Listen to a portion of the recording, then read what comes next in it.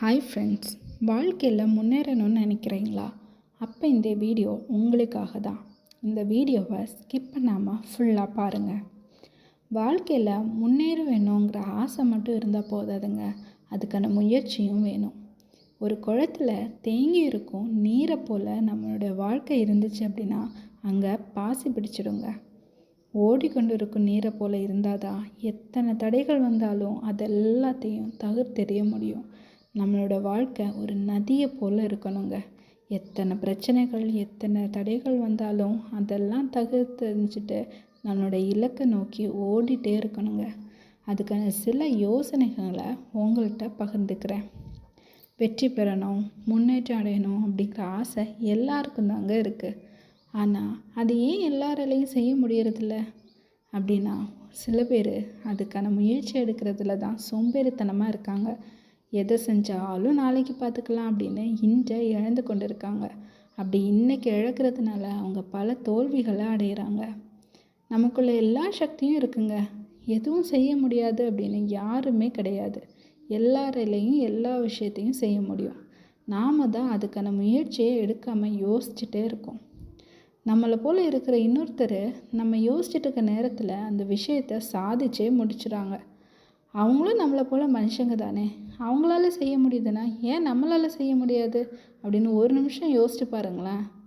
முயற்சிகள் எல்லாமே தோல்வியிலே போயிட்டுருக்கு அப்படின்னு யோசிக்கிறீங்களா? அந்த தோல்விகளை பார்த்து பயந்து விடாதீங்க. பயந்து துவண்டு அப்படியே உட்காந்துடாதீங்க. அதை சரி செய்ய என்ன செய்யலாம் அப்படின்னு யோசிங்க. டெய்லியுமே புது புது விஷயத்தை கற்றுக்கிட்டே இருங்க. புது விஷயங்கள் தான் நமக்கு முன்னேற்றத்திற்கு வழிவகுக்குங்க. பல விஷயம் தெரிஞ்சவங்களால மட்டும்தான் இந்த சுச்சுவேஷனில் தலை நிமிர்ந்து நிற்க முடியும்.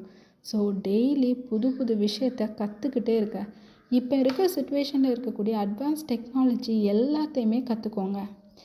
இப்போ நம்ம கற்றுக்கிறதுல தயக்கம் காட்டவே கூடாதுங்க. இது என்ன புதுசாக வந்தது, நான் எதுக்கு இதை கற்றுக்கணும் அப்படின்லாம் யோசிக்கவே செய்யாதீங்க. புதுசாக ஒரு விஷயம் வந்திருக்கு, அது உங்கள் ஃபீல்டுக்கு தேவைப்படுது அப்படின்னா கண்டிப்பாக தயக்கமே இல்லாமல் கற்றுக்கோங்க. அதை தேவையில்லாமல் நம்மளுடைய பொன்னான நேரத்தில் தூங்குறதுலையும் சோம்பேறித்தனமாக இருக்கிறதுலையும் இல்லை தேவையற்ற சில பொழுதுபோக்குலையும் தான் செலவழிச்சிட்ருக்கோங்க. நம்ம தேவையான விஷயத்த கற்றுக்கோங்க. அப்படி தேவையான விஷயத்த அந்த நேரத்தை செலவழித்து பாருங்கள். உங்களுடைய லைஃப் வேறு மாதிரி மாறுங்க.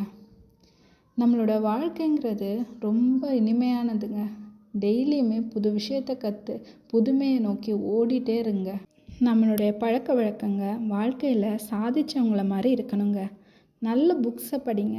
சாதித்தவங்க ஆரம்ப காலத்தில் பட்ட கஷ்டங்களெல்லாம் தெரிஞ்சுக்கோங்க. அவங்க எத்தனை கஷ்டங்களை தாண்டி இந்த இடத்துக்கு வந்திருக்காங்க அப்படின்னு உங்கள் மனசில் பதிச்சுக்கோங்க.